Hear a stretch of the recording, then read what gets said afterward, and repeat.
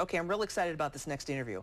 Brian Koberlein is a senior lecturer at RIT's School of Physics and Astronomy, and he's here to talk about Stephen Hawking, okay, the Stephen Hawking. The Stephen Hawking. Made an announcement recently about black holes, and we know that Stephen Hawking's theory about black holes is that once information goes in, some information can come out. Right, that's okay? the idea that he has. That's the idea that he has. So what does this latest announcement, how does that expand on his previous theory? Well, he's largely thought that, you know, if everything goes into a black hole, the idea is it's forever trapped.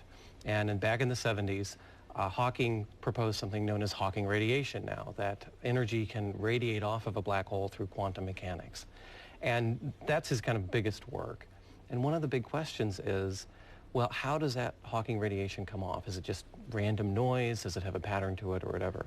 What Hawking thinks now is that when something goes into a black hole, it leaves a kind of imprint on the black hole, and that information about that object can radiate off through Hawking radiation. Okay.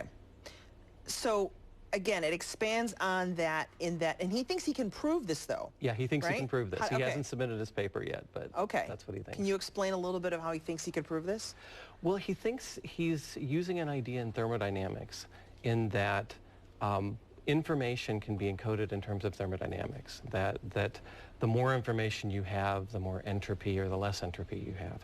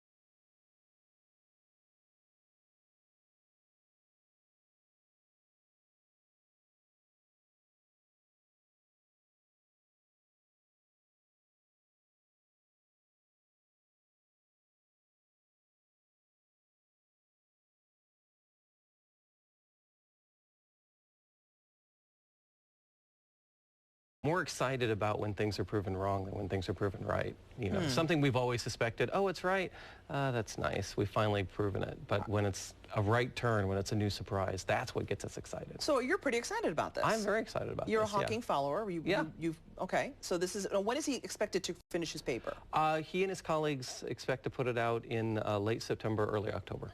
Okay, so that's coming up, and when that happens, you'll be poring over it, won't you? Yeah, everyone will be pouring it over, ripping it apart, and seeing if it actually works. An early holiday present, right? An early holiday present, yeah. And so will your students also be studying this as well? Will you be dissecting this with I'm sure some of them students? will. It will trickle through all the physics community eventually. Excellent. And this is really fascinating stuff, I'm telling you.